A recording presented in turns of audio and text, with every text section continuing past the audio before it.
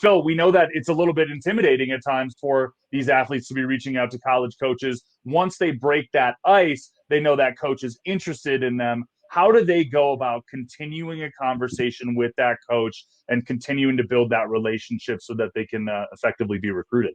Yeah, this is a very key factor because we do have a lot of student athletes that make it through that first barrier. And then when it comes to continuing the communication, that's when we tend to fall off the ledge a little bit.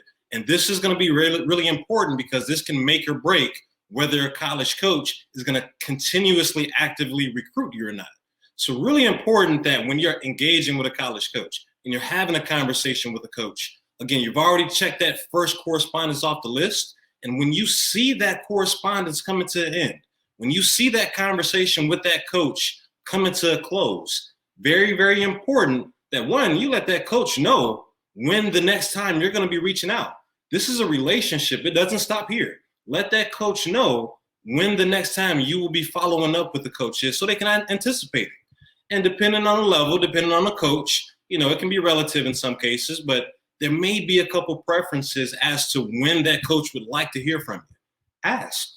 See what preferences that coach may have when it comes to how frequent you can follow up, how frequent you can keep that coach up to date. And it's going to go a long way when it comes to that back and forth relationship. Now, as you come to a close with that conversation, you got to make sure they have the contact info. You want to make sure you have the best contact information for that college coach.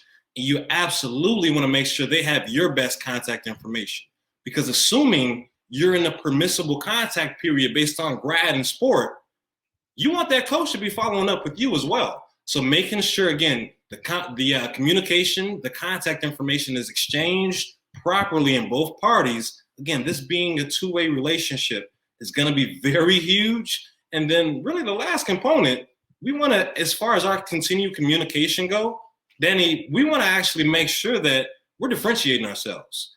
We have a lot of student athletes being proactive. We want to make sure we can, stick out. We want to make sure we can extend something to that coach to make sure they know that we're genuinely interested in that program and we're not just shooting out a mass emails to schools and seeing who bites. We want to throw something in there like Go Eagles. We want to throw something in there specific to the school. We want to throw something, we want to comment on the schedule if they're in season. We want to do everything we can to not only reach out and follow up genuinely, but we want to show that generosity by actually, again, extending a great message to the coach that's very personal. Hey everyone, thanks for watching. Click the logo to subscribe to our channel and watch the other videos for all things recruiting.